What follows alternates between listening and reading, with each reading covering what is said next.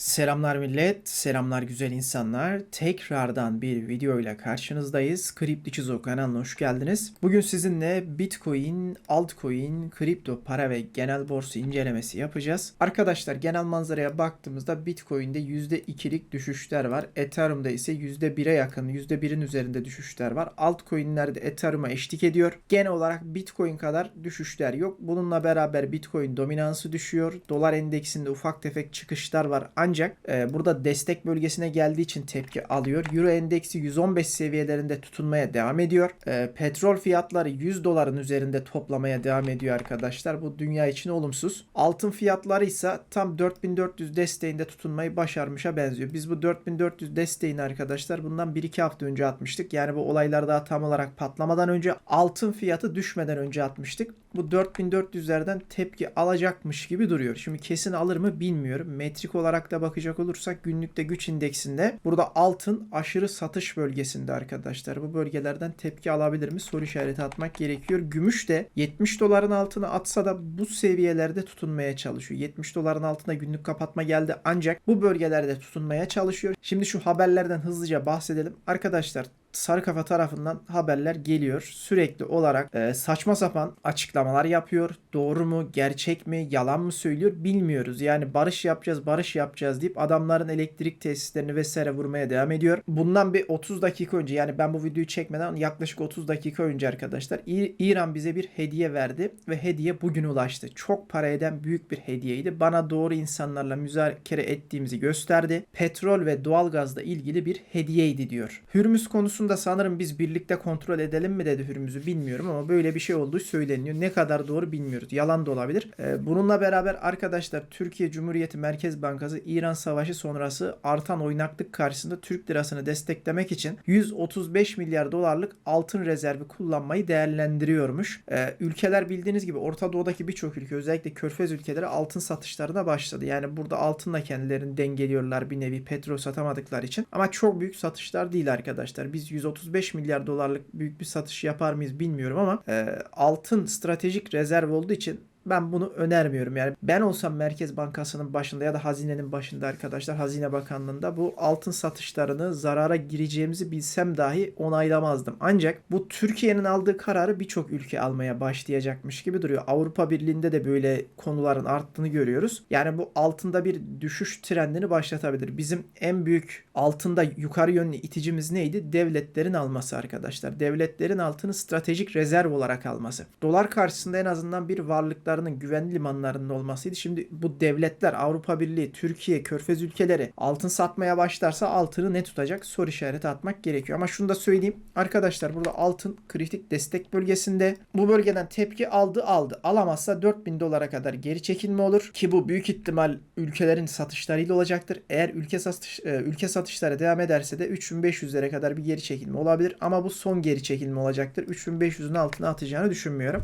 Altınla ilgili size şunu söyleyeyim. Siz altını 5 yıldır tanıyorsunuz. Şimdi diyeceksiniz ki benim dedem aldı, anam aldı, bacım aldı, şu aldı, bu aldı. Geçmişinizi anlatacaksınız. Herkes işte yastık altı alıyordu. Ama arkadaşlar son süreçlerde ben altın yatırımcısıyım diyen kesimin %80'i, %90'ı son 5 yılda girmiş adamlar. Son 5 yıldır yükselişlerini görmüş, gaza gelmiş insanlar. %10'luk has kitlesi var. Bu %10'luk has kitle harici arkadaşlar diğer kesim şu gördüğünüz rally'yi gördükçe altın işte Tanrı'nın parası, altın işte en güvenli liman diyerek burada altın alan kesim. Ve savaş öncesinde savaş çıkacak diye de büyük altınlar alınmıştı. Yani büyük altın alımları yapılmıştı. Bu altın alımlarıyla beraber fiyatta birazcık yapay hareketler oluştu. Ben altının yukarı yönlü gitmesini savunuyorum ama uzun zamandır bir düzeltme yapmadı arkadaşlar. Dikine dikine çıkıyor. Şu anki dönemler belki de bunu gerektiriyordur. Ama dediğim şekilde burada bir sıkıntı var. Bundan öncesine gidecek olursak arkadaşlar altın ons fiyatı olarak bakın haftalık bantta açtım. Şu eski fiyatına, şu eski tepesine ulaşması yaklaşık olarak 18 yıl sürmüş. Yani sen buradan aldın, altın güvenli liman abi falan filan dedin, düştü. Eski fiyatına gitmesi 18 yıl sürdü dolar bazında. TL bazında da 5-10 yıllık süreçler görmüşüz arkadaşlar. 10 yıl bekleten süreçler görmüşüz. Ondan dolayı burada yani varlığın ne olduğu önemli değil. İsterse en güvenli liman olsun arkadaşlar. Ben çıkan varlıkları, dikine dikine yükselen varlıkları almayı sevmiyorum. Çünkü şunu biliyorum ki benden çok daha düşük fiyatta alan çok büyük bir kesim var. Küçük bir kesim alabilir, sıkıntı değil. Ama ben benden çok daha düşük fiyattan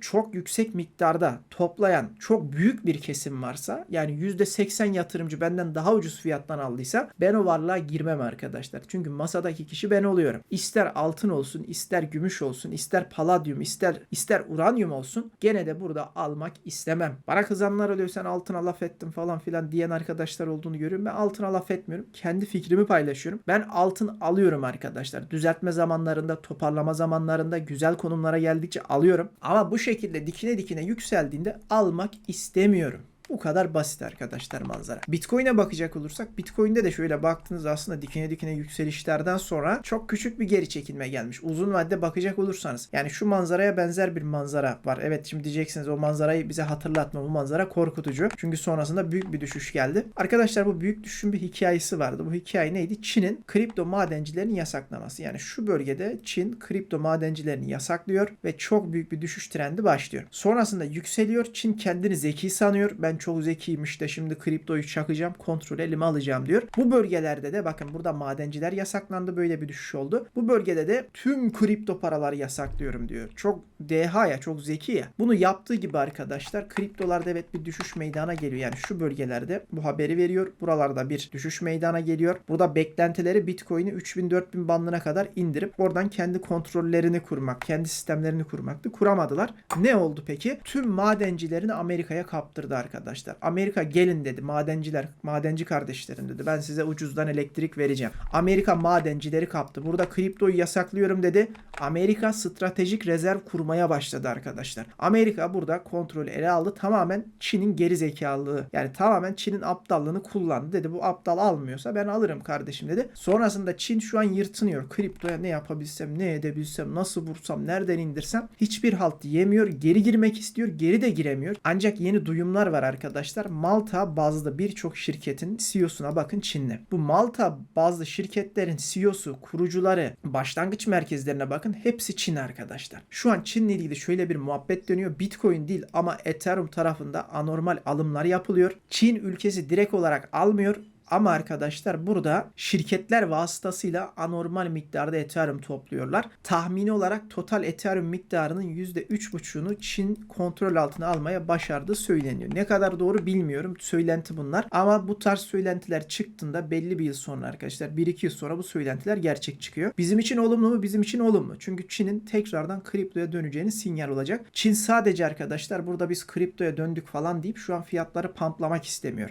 Zamanı geldiğinde Çin'de biz kriptoya döndük diyecektir. Şu an ana silahları Ethereum olarak görüyorum ben. Yani şu an Ethereum tarafında alımlar yaptığı söyleniyor. Bitcoin tarafında da evet alımlar yapılıyor. Ancak şu an Çin'in Ethereum'a yoğunlaştığı söyleniyor. Bunlar da kulağımıza küpe olsun. Bir gün belki konuşuruz bu konuları. Bununla beraber arkadaşlar işte bu Çin'in yaptığı aptallıkla beraber Çin tekrardan toparlamaya çalışıyor. Bundan sonraki süreçlerde ne olur bilmiyorum. Çin ne yapar, ülkeler ne yapar bilmiyorum ama ülkeler arkadaşlar reddediyordu. Kriptolar balon, kriptolar boş varlıklar.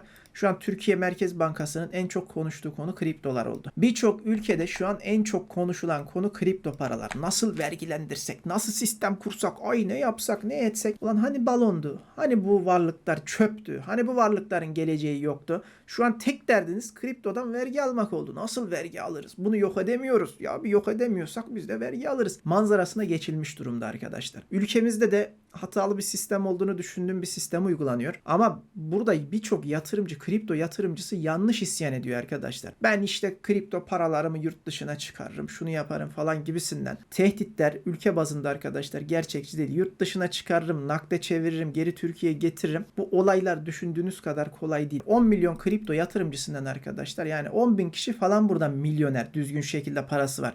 Bu adamlar gidebilir. Bu adamlar gidip istediği ülkelerde konut vesaire alıp o ülkenin vatandaşı olabilirler. Ama diğer 10 milyonun 9,5 milyondan fazlası arkadaşlar burada olduğu yerde sap gibi kalacak. İşte o 9,5 milyonluk kişiden arkadaşlar aslında vergi almak istiyorlar. Çünkü 9,5 milyonluk kişi sürekli işlemler yapıyor. Sürekli kısa vadeli trade'ler ediyor. Bu kısa vadeli trade'lerden de yüksek miktarda borsalara komisyon miktarı ödüyorlar. Ülkenin hedeflediği kişiler bu 9,5 milyon kişiler. Ve ülke biliyor ki bunlar hiçbir şekilde, yani zırlasalar da biz yurt dışına çıkarırız, biz işte atar gider yaparız, biz paramızı götürürüz deselerdi hiçbir halt yapamayacaklarını biliyorum. Ben Twitter'da birçok kişinin yazılarını okuyorum. Nasıl işte parayı çıkarız falan. Hepsi arkadaşlar uydurma, akla ilk gelen basit şeyler. Yani öyle bir dünya değil arkadaşlar kripto paralar. Biz kripto paradan işte gizlice işlem yaparız. O zaman bir sürü terör örgütü var arkadaşlar. Bunlar keyfi şekilde çatır çatır işlemlerini yaparlardı ve kripto para bunların para aklamasında anormal şekilde kullanılırdı. Ama ülkeler bunu kontrol altına almayı başardı mı? Başardı. Siz bir ülkeye para geçirdiğinizde, siz bir ülkeden para çekmek istediğinizde birçok sistem entegre şekilde çalışıyor dünyadaki ve tüm ülkeler birbirine haber veriyor. Ya çok basit mantıkla düşünün. Amerika'da arkadaşlar ve Fransa'da yüksek miktarda vergiler alınıyor. Bu yüksek miktarda vergi alınan halka baktığınızda milyonlarca kişi kripto paradan işlem yapıyor. Yani kripto paralarda işlem yapıyor. Buna rağmen gidip adamlar vergilerini veriyor. Ben işte Kanada'ya kaçarım, Kanada'dan paramı geçiririm demiyor. 10 milyon kişiden 9,99 milyonu gidiyor vergisini ödüyor. Yani bu adamlar geri zekalı mı? Siz çok mu zekisiniz? Ya kendinizi çok mu zeki görüyorsunuz? Öyle bir dünya yok arkadaşlar. Burada yapabileceğimiz en iyi şey düzgün şekilde isyan etmek. Çocukça isyanlar etmek değil. Bu karşı tarafı daha çok yırtıcı hale getirir. Çünkü sizi cahil cuhala görecek. Bunlar yaparım sanıyor. Hiçbir halt yiyemeyecekler sanacak. Burada bizim en etkili kartımız sandık kartı arkadaşlar. Siyasi oy kartı. Oy vermeyiz kardeşim. Ben oy vermem mesela. Böyle bir şey yaparlarsa, keyfi şekilde benim üzerimden geçinmeye çalışırlarsa, düzgün bir vergi sistemi kuracaklarsa sıkıntı yok. Ama benim üzerimden geçinecek şekilde bir vergi sistemi kuracaklarsa benden oy çıkmaz. Bu verebileceğiniz en büyük tepkidir arkadaşlar. Yok ben paramı çıkarım, şunu yaparım dediğinizde emin olun adamların umurunda olmaz. Burada önemli olan oy oranıdır. Oy miktarıdır. İkinci olarak devlet buradan arkadaşlar para kazanmak istiyor değil mi? Yani ülke buradan para kazanmak istiyor. Şunu diyeceğiz. Biz kripto paralarda işlem yapmayı azaltırız. Giderim Nasdaq'ta işlem yaparım. Dow Jones'ta işlem yaparım. Amerikan borsalarına yatırım yaparım. Yurt dışındaki borsalara yatırım yaparım. Onların vergisini öderim. Sen de bu Türk borsalarından hiçbir şekilde vergi alamazsın gibisinden akılcı, çıkarcı, düzgün eğer burada isyanlar edersek emin olun etkisi daha büyük olur. Ama çocuk gibi ben işte kaçar giderim evden abi sen de hiçbir halt yapamazsın abi. O şekilde bir dünya değil. Burada en büyük tehdit nedir? Birincisi oy kartıdır. İkincisi de yurt dışı borsalarına yatırım yaparım. Nasdaq'a gider. Bu kripto paralardaki paralar Nasdaq'a gider. Borsa İstanbul'a yatırım yapmam kardeşim diye isyan edebilirim. Bu manzarayı bu şekilde kullanılabilir ama onun harici arkadaşlar lütfen rica ediyorum çocukça salakça isyanlar etmeyelim. Yok ben yurt dışına kaçırırım hiçbir halt yapamazsın hadi şimdi kaçır paranı. Ya bir şimdi bak şu an yasa masa yok hiçbir halt yok. Bir git yurt dışında paranı nakde çevir Türkiye'ye sok bakalım sokabiliyor musun? O kadar kolay mı gör. Manzara o kadar basit değil ve bu kartı kullandığında ülke gülüp geçecek. Yani ne anlatıyor bunlar çocuk mu diyecek bunlar 15 yaşında ergen herhalde deyip gülüp geçip yasayı geçirecek. Burada en büyük kartımız dediğim şekilde birincisi oy, ikincisi arkadaşlar yurt dışı borsalarına para çıkarırım. Yani yurt dışındaki Nasdaq, Dow Jones, S&P 500 gibi borsalarda gider işlem yapar, onların vergisini öderim. Kriptoda sen benden Türk borsalarında çatır çatır vergi alacağını söylüyorsan ben yurt dışı borsalarında krallar gibi giderim, hissemi alırım. Hissemi aldıktan sonra da yıl sonunda beyanname veririm kardeşim. Yani Mart ayında beyannamemi veririm kardeşim derim. Bu kadar basit arkadaşlar. Şu an manzara bu şekilde arkadaşlar. Zaten beni dinleyen 100 kişiden 99'u beyanname ne onu bile bilmiyor. Yani beyanname vermemiştir daha büyük çoğunluğunuz diye düşünüyorum. O da çok zor, çok böyle nasıl diyeyim sancılı bir süreç değil ama eğer bu şekilde bir vergi getirilirse bu konuları bol bol konuşmaya başlayacağız. Çünkü Nasdaq tarafına geçeceğiz arkadaşlar. Ben Amerikan borsalarına yatırım yapan biri değilim. Ama eğer böyle bir vergi kanunu gelirse ben Amerikan borsalarına geçerim. Türk borsalarından da paramı çekerim. Şu an iki borsada işlem yapıyorum. Birincisi Borsa İstanbul, ikincisi kriptolar arkadaşlar. Yani Borsa İstanbul ve kripto harici şu an işlem yaptığım yer yok. Eğer böyle bir yasa gelirse tüm paramı alırım. Amerikan borsalarına geçiririm. Orada kriptolarla bağlantılı giderim. Mikro strateji alırım. Onun gibi şirketleri alırım. Burada farklı yerlerde birçok yerde gider işlem yaparım arkadaşlar. Manzara bu şekilde. İsyanlarımızı rica ediyorum bu şekilde yapalım ki etkisi olsun. Diğer şekilde çocuk gibi 15 yaşındaki ergen gibi ben kaçıp giderim evden. Paramı yurt dışına çıkarırım gibisinden tehditlerinizin hiçbir anlam ifade ettiğini düşünmüyorum. Manzara bu şekilde. Şimdi teknik analiz tarafına geçecek olursak benim de tadım kaçıyor arkadaşlar. Benim de hoşuma gitmiyor. Çünkü rally dönemine denk getiriyorlar. 4 yıllık toparlamanın sonucunda bir rally dönemi gelecek. Bu rally döneminden önce vergi yasasını getirebildikçe yani ne kadar hızlı getirebilirse o kadar hızlı getirelim diyorlar. Ben açgözlülük olarak görüyorum. Başka bir şey değil. Neyse şöyle manzaraya bakacak olursak. Arkadaşlar genel manzarada burada Ethereum'un yapısında bozulma yok. Ethereum'da ben yukarı yönlü hareketler bekliyorum. Sarı kafaya güvenmiyorum. Açıklamalarına güvenmiyorum. İran tarafının açıklamalarına güveniyorum arkadaşlar. İran derse ki biz masaya oturacağız. Tamam kardeşim, o zaman burada genel manzarada düzelme olacaktır derim. Ama sarı kafa hafta içi bildiğiniz gibi borsalar açıkken meleğe dönüşüyor. Hafta sonu kurt adama dönüşüyor. Sanki bir ay çıkıyor, onu kurt adama, canavara dönüştürüyor ve anormal şekilde burada atarlı giderli konuşuyor arkadaşlar. Nükleer bomba atarız bile diyor yani. Biz istesek bir saatte yok ederiz diyor. Ondan dolayı sarı kafaya güvenmiyorum. İran tarafının açıklamalarına bakacağız. Bitcoin'e bakacak olursak Bitcoin'de de benzer bir şekilde yükselen trend halen bozulmadı. Güzel bir konumda olduğumuzu düşünüyorum. Alım için ikisinde de arkadaşlar, Ethereum'da da Bitcoin'de de güzel bir konumda olduğumuzu düşünüyorum. Altcoin'ler tarafında birçok altcoin'de önemli bir noktada olduğumuzu, bir tampon bölgede, bir nasıl diyeyim, dönüş bölgesinde olduğumuzu tahmin ediyorum. Ve bu bölgelerin çok yakın zamanda güzel bir şekilde çalışacağını düşünüyorum arkadaşlar. Genel manzara şu anlık bu şekilde. Evet, çok fazla konudan bahsettik. Teknik analize az değindik. Ama şu an teknik analizlik bir durum yok arkadaşlar. Yani teknik analizde ne oldu? Teknik analizde hiçbir alt olmadı. Yükselen trendimiz bozulmadı. Devam ediyoruz. Ufak tefek toparlamalarla yukarı yönlü gidiş hareketlerimiz devam ediyor. Manzara bu şekilde. Şu anki düşüşler geçici olacaktır diye düşünüyorum. Ve bunları söyledikten sonra bu videoyu sonlandırıyorum arkadaşlar. Sizlerden ricam, halen kanalımızı takip etmiyorsanız kanalımızı takip edip abone olmayı unutmayın. Ek olarak arkadaşlar bildirimlerin tümünü açmayı unutmayın. YouTube'dan banman yiyebiliyoruz. Shadow ban yiyebiliyoruz ve bildirimler birçok kişiye gitmiyormuş. Ek olarak katılmak isterseniz katılı özel arkadaşlar, neredeyse her gün videolarımız geliyor. Bu videolardan da yararlanabilirsiniz diyorum. Bunları söyledikten sonra bu videoyu sonlandırıyorum. Sağlıcakla kalın. Kendinize iyi bakın. Bizleri takipte kalın arkadaşlar. Görüşmek üzere. Bay bay.